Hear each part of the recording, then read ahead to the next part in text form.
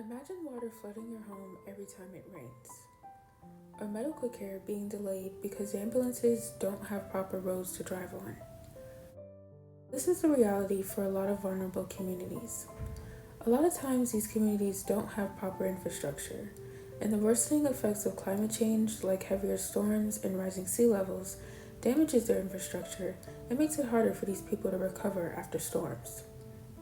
Oftentimes, organizations and the people in these communities try to fix the problem, but they just don't have the resources or funding to handle something this big. But the government does. The government does have the resources and the funding to solve this problem, but they've neglected these communities. Government action is the key to fixing these issues and improving people's safety and quality of life. To understand how big this issue is, let's start with one of the most devastating effects of climate change: flooding. Climate change has made flooding worse because of heavy rains and rising sea levels. These floods damage homes and cause debris and sewage to seep into the homes. Nazra Anika Hack discusses this issue in a study published in a geographical journal. The case study focused on an overpopulated city known as Dhaka East that dealt with flooding because many of the homes were illegally built with low and weak foundations. The city also lacked flood walls and proper drainage systems, making the city easy to flood.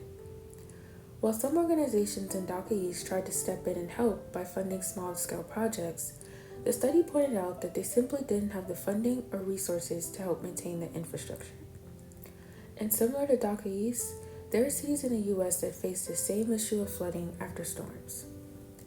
That's why the government needs to create policies that require building resilient infrastructure like elevated foundations for houses, flood walls to stop flooding, and drainage systems to drain out floodwater. By doing this, the government can help these vulnerable communities recover from climate change effects more quickly and effectively. Another big part of infrastructure that climate change is damaging are roads and bridges. Think about how much you're relying on roads or bridges for getting to work, traveling, or even getting to the hospital in an emergency. Now imagine those roads and bridges breaking down because of climate change. Research by James E. Newman in the journal Climatic Change talks about the danger of bridge scour, which is when heavy rain erodes the soil supporting bridges. Newman explains that this issue is prevalent in U.S. regions like New Mexico and West Texas, where 90% of the bridges are vulnerable to this issue. If this problem isn't fixed, it can lead to dangerous disasters, like bridge collapses. That's why the government taking action to protect roads and bridges is important.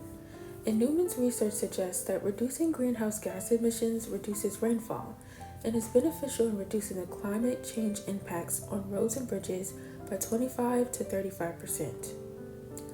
Since the development of roads and bridges are managed by government agencies, the government is responsible for putting policies in place to reduce the heavy rainfall causing bridge erosion.